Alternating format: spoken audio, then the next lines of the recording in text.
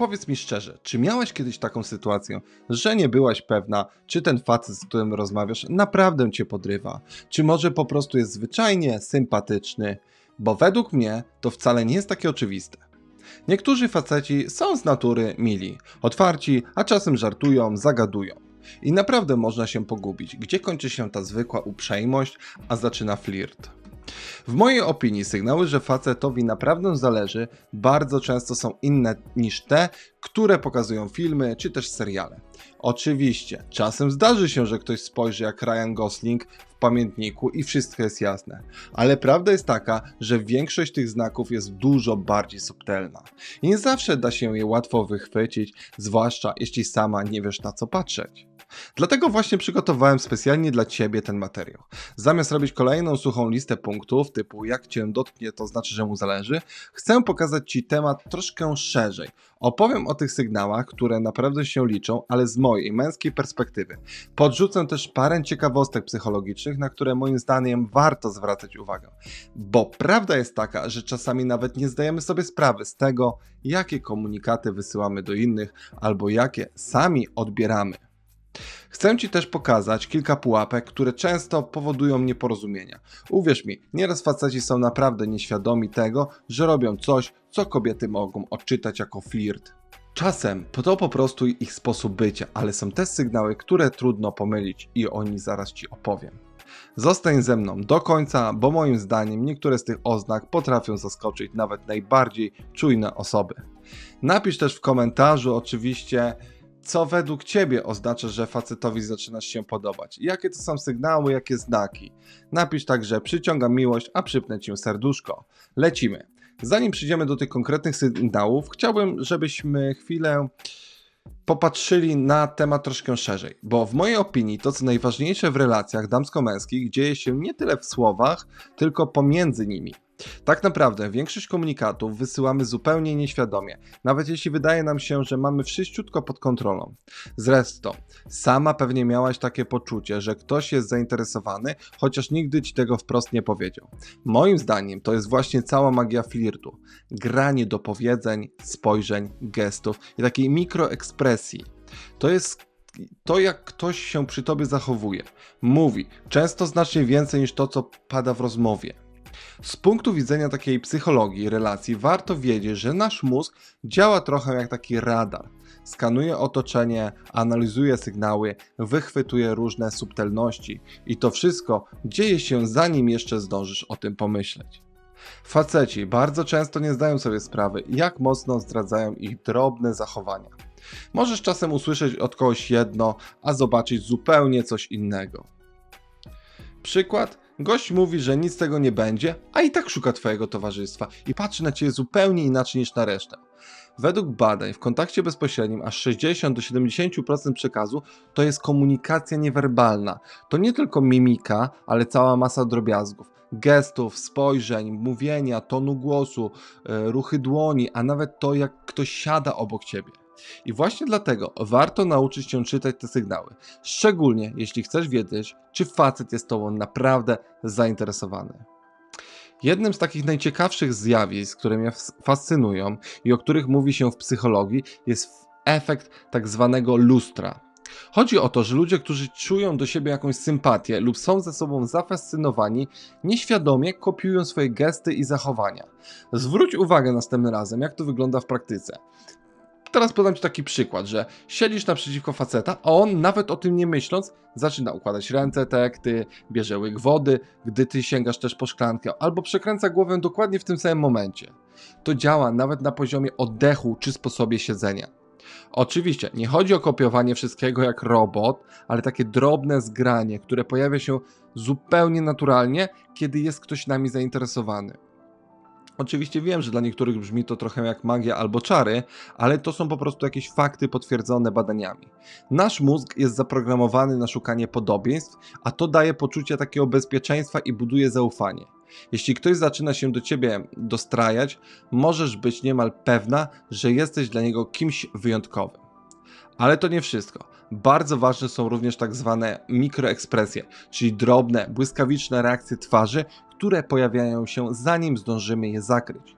Uwaga, to są te same sygnały, które badają eksperci odmowy ciała, na przykład w programach typu Lie to Me. Możesz zauważyć, że facet na twój widok nagle się uśmiecha, nie taki sztuczny, wyćwiczony uśmiech do zdjęcia, tylko taki naturalny, gdzie od razu robią się zmarszczki szczęścia przy oczach, albo nagle prostuje się, kiedy wchodzisz do pomieszczenia. Taka mikroreakcja na ciebie. Takie rzeczy są bardzo trudne do udawania i do zaprogramowania w sobie. W mojej opinii warto też zwracać uwagę na tak zwane sygnały przedwerbalne. Zdarza się, że facet jeszcze nic nie powiedział, a ty już czujesz, że coś się święci. Czasem jest to lekkie napięcie, takie zawieszenie w powietrzu. Czasem bardzo specyficzny rodzaj energii między wami. Kobiety mają tu naprawdę świetną intuicję, tylko trzeba jej zaufać. Oczywiście, nie wszystko, co odbierasz, musi być od razu flirtowaniem. Warto spojrzeć na całość, jak ta osoba zachowuje się przy tobie, a jak w towarzystwie innych. Czy to są gesty i reakcje zarezerwowane tylko i wyłącznie dla ciebie, czy może taki styl bycia ma zawsze? To jest moim zdaniem kluczowe pytanie, bo czasem faceci po prostu są otwarci i kontaktowi, a czasem i rzeczywiście zaczynają wysyłać sygnały, które wykraczają poza zwykłą taką uprzejmość. I warto to odróżnić. No i jeszcze jedna, bardzo ważna rzecz. W dzisiejszych czasach wielu ludzi, zwłaszcza facetów, boi się czasem okazywać zainteresowanie wprost. Boimy się, że wyjdziemy na zbyt nachalnych, albo że druga strona odczyta nasze gesty opacznie. Dlatego flirt coraz częściej przenosi się w sferę mikrogestów, aluzji i niedopowiedzeń. To trochę taki taniec, kto wykona pierwszy krok, kto szybciej pokaże, że mu zależy. Często jest tak, że facet daje z siebie tyle, ile wydaje mu się bezpieczne i dopiero kiedy widzi twoją pozytywną reakcję, zaczyna się bardziej otwierać. Z drugiej strony zdarza się, że niektóre sygnały mogą być wysyłane przez przypadek, z przyzwyczajenia albo po prostu z sympatii. I tu łatwo o pomyłkę. Dlatego, jeśli zależy ci na tym, by dobrze odczytać intencje faceta, nie skupiaj się tylko na jednym geście czy jednej sytuacji. Patrz na ogólny obraz, na to, czy te sygnały pojawiają się regularnie i czy tworzą spójną całość. Mogę ci jeszcze podać taki przykład. Tak zwane zawieszenie uwagi. Jeśli widzisz, że facet nagle przestaje się rozglądać, przestaje być tu i tam, a skupia całą swoją uwagę tylko na tobie, to jest taki mocny sygnał. W dzisiejszym świecie, gdzie co chwilę rozpraszają nas telefony, powiadomienia, inne osoby, jeśli facet rezygnuje z tego wszystkiego, żeby być tu i teraz przy tobie, to znaczy, że naprawdę jest zainteresowany. Szczególnie jeśli zauważysz, że dla ciebie robi wyjątek, dla innych może być trochę rozkojarzony, a przy tobie zaczyna się skupiać, słucha, zapamiętuje jakieś szczegóły. Warto też zauważyć, że flirt bardzo często toczy się ponad głowami innych. Jak to masz rozumieć? Chodzi o to, że jest tylko między wami. To mogą być na przykład krótkie spojrzenia, wymiana jakichś półuśmiechów, drobne komentarze, które tylko wy rozumiecie, jakiś wasz wspólny język troszkę można powiedzieć. Wiem, że dla niektórych kobiet może to być troszeczkę niejasne, ale właśnie ta subtelność sprawia, że flirt jest taki ekscytujący. Chciałbym też, żebyś zapamiętała, że każdy facet jest troszkę inny. Jedni są bardziej otwarci i bezpośredni. Wtedy ich zainteresowanie widać od razu praktycznie. Inni są nieśmiali, czasem nawet zamknięci w sobie. I wtedy te sygnały mogą być bardziej stonowane. Ale nie znaczy to, że są słabsze. Zdarza się, że taki cichy, niepozorny chłopak jest tak zauroczony, że nie wie co powiedzieć. Czasem się plącze, zapomina co chciałby powiedzieć i to też jest sygnał. Według mnie czasem te wpadki i gafy są nawet bardziej wymowne niż taki perfekcyjny flirt. Ostatnia rzecz, którą warto tu dodać, to jest temat, o którym moglibyśmy gadać godzinami, ale postaram się wyciągnąć dla Ciebie tylko esencję. Jest to obserwacja i wyczucie, nie tylko analizowanie jednego gestu, ale patrzenie na całe zachowanie. Zaufaj swojej intuicji i patrz, jak facet reaguje na Ciebie w różnych sytuacjach, bo właśnie te małe rzeczy najczęściej pokazują, że mu zależy. No dobra, ale teraz czas na mięso tego odcinka, na sedno, czyli na te 7 oznak. No i lecimy. Pierwsza to jest szukanie kontaktu wzrokowego i nie tylko patrzy, ale wręcz szuka Ciebie. I teraz tak, powiem Wam coś, co w mojej opinii jest jednym z tych najbardziej niedocenionych sygnałów zainteresowania, czyli wzrok. Naprawdę, kontakt wzrokowy potrafi powiedzieć dużo więcej niż słowa. Jeśli zauważysz, że facet regularnie patrzy w twoją stronę, nawet kiedy rozmawia z kimś innym, albo jest zajęty zupełnie czymś innym, ale zerka na ciebie, to bardzo często nie jest to zwykły przypadek. On dosłownie szuka cię wzrokiem. Czasem wygląda to tak, że łapiesz jego spojrzenie kilka razy w ciągu jednego spotkania. Na początku może wydawać się, że to przez przypadek, ale jeśli sytuacja się powtarza, to już jest to sygnał pewnego rodzaju. Najczęściej facet stara się robić to dyskretnie, bo nie chce wyjść na jakiegoś nachalnego, napastującego, może takiego nawet wzrokiem, albo się wygłupić, więc odwraca wzrok, kiedy tylko to zauważysz. Ale właśnie w ten moment zawstydzenia, czy lekki uśmiech, który pojawia się na jego twarzy, gdy wasze spojrzenia się spotkają, to jest właśnie jeden z najmocniejszych dowodów na to, że mu w pewnym sensie zależy. I tutaj badania pokazują, że kontakt wzrokowy wydłuża się automatycznie, gdy ktoś nas pociąga. Zresztą, spróbuj sama i zastanów się nad tym. Jak czujesz, że ktoś ci się podoba, to zwyczajnie nie możesz przestać w niego patrzeć, prawda? Facet działa bardzo podobnie. Wyobraź sobie, że jesteście na domówce czy w pracy, wokół pełno ludzi, a on co chwila przypadkiem, niby to przypadkiem, patrzy w twoją stronę. A kiedy złapiecie się wzrokiem, pojawia się ten lekki, troszkę niepewny uśmiech, może nawet szybkie spojrzenie w bok. Właśnie wtedy, nawet jeśli wszystko jest jeszcze na etapie domysłów, możesz mieć pewność albo pewien znak, że ty nie jesteś mu obojętna. Zwróć też uwagę, że ten kontakt wzrokowy może być zupełnie inny niż z innymi osobami. Dłuższy, cieplejszy, taki jakby szukał twojej reakcji, próbował coś przekazać bez słów.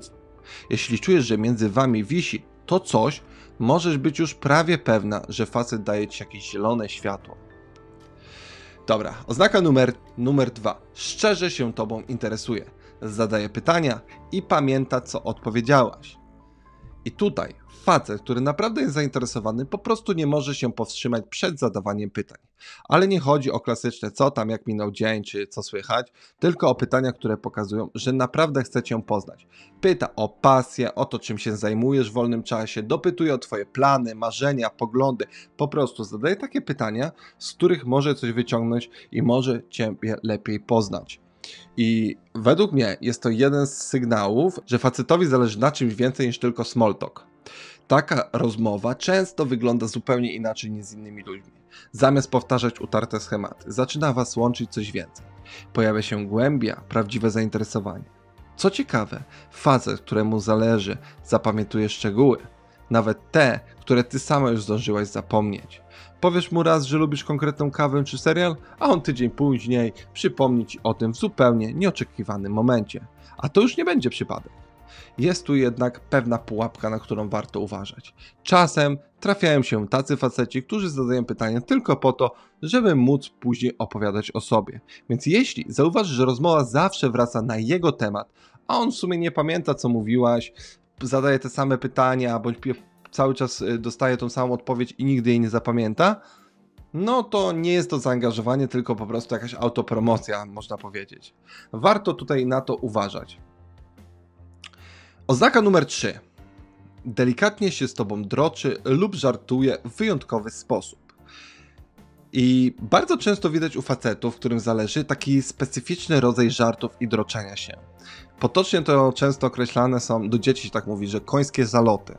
Często zaczyna się niewinnie. Jakieś drobne zaczepki, lekko prześmiewcze komentarze, wymyślanie śmiesznych przezwisk. Ale jeśli przyjrzysz się temu bliżej, zobaczysz, że on w ten sposób sprawdza, jak na niego reagujesz. Czy łapiesz jego humor i czy też masz ochotę na tę drobną grę? To droczenie się nie ma nic wspólnego z wyśmiewaniem czy złośliwościami. Chodzi raczej o to, że facet próbuje stworzyć między wami jakąś unikalną relację. Coś, co będzie waszą taką wewnętrzną sprawą. Być może żartuje z czegoś, co tylko wy dwoje rozumiecie, odnosi się do jakiegoś wspólnego przeżycia, albo lekko drażni się o rzeczy, o których wie, że nie są dla ciebie problemem. No, weźmy taki przykład, że on nazywa cię w żartach królową planowania, bo zawsze masz gotowy plan na każdą okazję, albo na przykład ciastko nazywa cię, bo kiedyś powiedziałeś, że uwielbiasz słodycze. Zwróć uwagę, czy robi to tylko przy tobie, czy może wszystkich traktuje w taki sposób. Jeśli jest to coś takiego wyjątkowego, zarezerwowanego tylko dla was, to naprawdę bardzo dobry znak. Psycholodzy mówią, że droczenie się i żarty w relacjach to jedna z najstarszych form flirtu.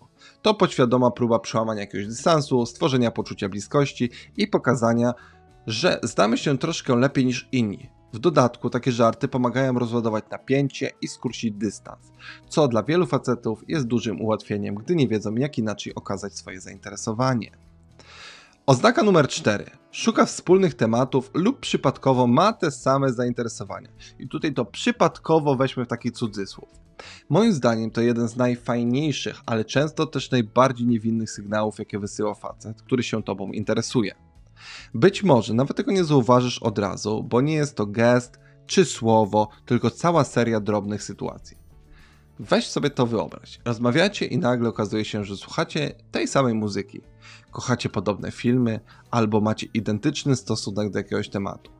Czasem jest wręcz zabawnie, bo on na przykład nigdy nie interesował się jazdą na rowerze, a teraz zupełnie przypadkiem zaczyna o tym czytać, dopytywać, a nawet zaprasza cię na wspólną przyjażdżkę. Z własnego doświadczenia powiem ci, że nie jest to przypadek. Kiedy facetowi na kimś zależy, robi wszystko, żeby znaleźć z tą osobą jak najwięcej punktów wspólnych. Zresztą, psychologia to też potwierdza. Podobieństwo buduje zaufanie i poczucie bezpieczeństwa. Chcemy być blisko ludzi, którzy mają podobne zainteresowania i wartości. Tak się tworzą te społeczeństwa całe przecież. Gdy komuś zależy, stara się pokazać, że nadaje się na tych samych falach. A czasem, nawet jeśli nie zna się na czymś, czym ty się pasjonujesz, to i tak próbuje wejść w ten świat. Z taką ciekawością, z sympatii i trochę też po to, by zyskać twoją uwagę. Tutaj taki tip ode mnie. Zwróć uwagę, czy facet zaczyna nagle słuchać tej samej muzyki co ty, albo przypadkiem ogląda serial, o którym mu ostatnio wspominałaś. Może zaczynać czytać książki, o których rozmawialiście, albo nagle kojarzy memy i żarty z twojej ulubionej gry. Taki zbieg okoliczności nie będzie przypadkowy. Często facet po prostu chce mieć z tobą jak najwięcej wspólnych tematów. Podam ci to na przykładzie. Powiedzmy, że lubisz chodzić na koncerty. W pewnym momencie zauważysz, że on nagle zaczyna dopytywać o twoje ulubione zespoły.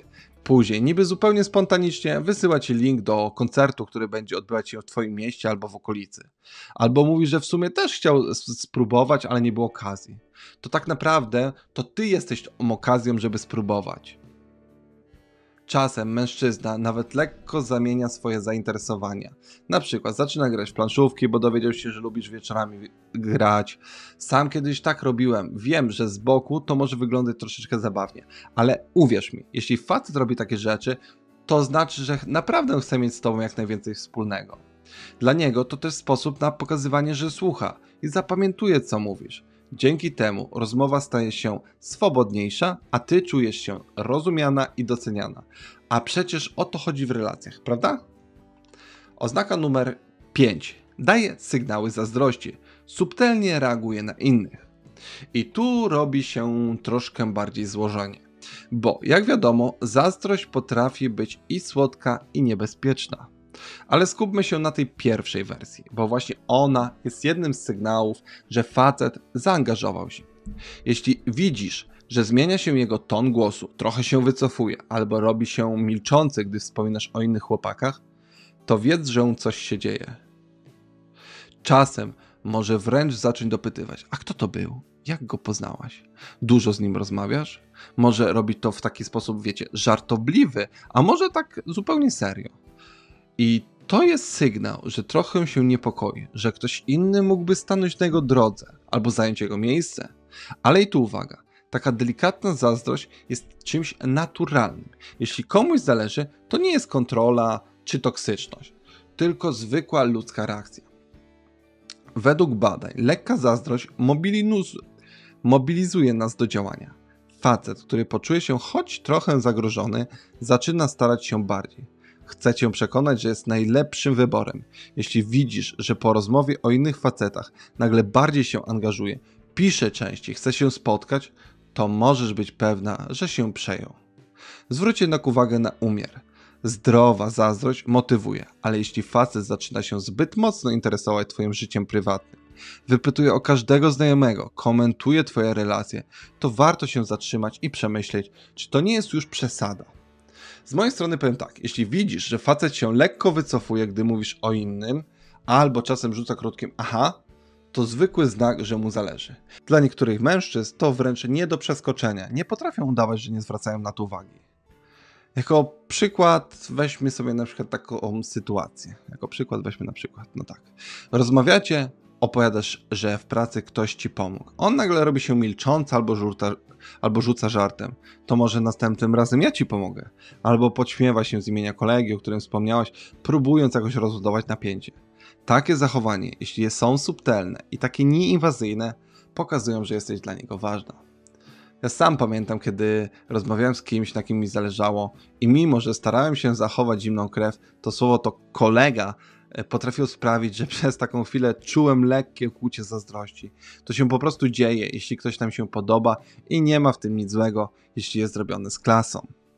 Oznaka numer 6. Aktywnie pomaga ci lub oferuje wsparcie bez jakiegoś tam powodu. I to jest według mnie bardzo ciekawe, bo takie dosyć wiarygodne. Jeden z wiarygodnych sygnałów, można powiedzieć. Mężczyzna, któremu zależy, chce być obecny w twoim życiu nie tylko wtedy, gdy wszystko idzie dobrze, ale przede wszystkim wtedy, kiedy czegoś potrzebujesz. On po prostu chce być tym, na którego możesz liczyć. Zwróć uwagę, że nie chodzi o wielkie deklaracje czy jakieś dramatyczne gesty. Bardziej o te malutkie rzeczy, które dzieją się na co dzień. Proponuje pomoc w nauce, wysyła ci notatki przed egzaminem, odbiera z pracy albo po prostu przywiezie ci zakupy, bo wie, że nie masz czasu. Sam z siebie jakąś pomoc ci oferuje. I to o tym już rozmawialiśmy w poprzednich odcinkach, więc tutaj nie będziemy nad tym się skupiać nie wiadomo jak i nie będę opowiadał o tym. Jeżeli chcesz więcej, po prostu zajrzyj na poprzednie filmy, a tam się o tym dowiesz. I na koniec oznaka numer 7. Jest lekko niepewny w twoim towarzystwie, zdarza mu się tak plątać. I to pokazuje troszeczkę takie zestresowanie, bo często myślimy, że facet, który jest pewny siebie, zawsze jest wyluzowany i opanowany. Tymczasem prawda jest taka, że nawet największy twardziel potrafi się rozsypać w towarzystwie dziewczyny, na której mu naprawdę zależy. Zwróć uwagę, czy czasem nie zaczyna się lekko jąkać, nie może znaleźć właściwych słów, zapomina co chciał powiedzieć, śmieje się z rzeczy, które normalnie nie wywoływałyby u niego nawet zwykłego uśmiechu. I to jest ten moment, kiedy emocje biorą górę i cała ta pewność siebie po prostu znika. Silne uczucia aktywują w naszym organizmie reakcje stresowe. Serce zaczyna szybciej bić, dłonie się pocą, czasem głos drży. To wszystko przez działanie adrenaliny i dopaminy, tych samych substancji, które odpowiadają za to motylkowe uczucie w brzuchu. Nawet facet, który wydaje się być duszą towarzystwa, przy tobie może się lekko rozkleić. Weź sobie coś takiego. Wyobraź sobie taką sytuację. Rozmawiacie, a on nagle zaczyna mówić od rzeczy. Zapomina imię znajomego, albo nie wie, gdzie położył telefon, choć jeszcze minutę wcześniej miał go w ręku. Albo próbuje zażartować i sam się z tego śmieje, chociaż żart był naprawdę średni. Czasem może to być po prostu lekka nieporadność przy wykonywaniu prostych czynności. Trzyma coś w ręku i upuszcza. Po prostu się denerwuje. I według mnie to jeden z takich najbardziej autentycznych sygnałów, bo nie da się udawać plątania w słowach czy lekkiego zawstydzenia. Facet, któremu naprawdę zależy, nie panuje nad tym. Organizm sam zdradza po prostu co czuje. I dla wielu kobiet to może być urocze, a dla faceta czasem mega frustrujące. Ale uwierz mi, to jest piękny sygnał, że właśnie ty wywołujesz w nim te emocje. I tu jeszcze jeden tip. Jeśli widzisz, że przy tobie facet staje się trochę mniej doskonały, czasem się zawstydza, czasem nie wie co powiedzieć, to nie śmiej się z tego. Dla niego to oznaka, że naprawdę mu zależy. Zamiast tego okaż mu trochę ciepła, a zobaczysz jak szybko się otworzy i nabierze pewności siebie. Na koniec mam do ciebie jeszcze jedną ważną rzecz. Taki bonus, który moim zdaniem często jest pomijany, a szkoda. Bo prawda jest taka, że nie każdy facet okazuje swoje uczucia w ten sam sposób. Każdy ma swój własny styl, swoje własne tempo, inne doświadczenia. Jeden będzie pewny siebie i bardzo twardy, inny trochę bardziej nieśmiały, nieporadny, może nawet wycofany. To, że widzisz tylko niektóre z tych sygnałów wcale nie oznacza, że tej chemii między wami nie ma. Najważniejsze jest to, żeby patrzeć na całość zachowania, a nie wyciągać wniosków na podstawie jednej sytuacji. W mojej opinii kluczowe jest zaufanie do swojej intuicji, ale też odwaga, żeby sprawdzić, jak naprawdę jest. Czasem wystarczy mały krok, zwykła rozmowa, żart, szczere pytanie, żeby przekonać się, czy dobrze odczytałaś te sygnały. Nie bój się tego. Lepiej wyjaśnić coś wprost, niż żyć w domysłach i niepewności. Relacje są po to, żeby je budować, a nie tylko analizować z boku. I teraz ja jestem ciekaw waszych historii. Które z tych sygnałów zauważyliście kiedyś u siebie albo u kogoś innego? Może ktoś kiedyś was totalnie zaskoczył swoim zachowaniem, a wy nie wiedziałyście, jak to odczytać. Daj znać w komentarzu, bo naprawdę chętnie poczytam wasze historie i wasze wnioski. Jeśli uważacie, że film był dla was pomocny, zostawcie proszę łapkę w górę i zasubskrybujcie mój kanał, żeby nie przegapić kolejnych materiałów. Dzięki temu mogę docierać do jeszcze większej liczby osób, a wy będziecie na bieżąco ze wszystkimi nowościami. Trzymaj się, pa!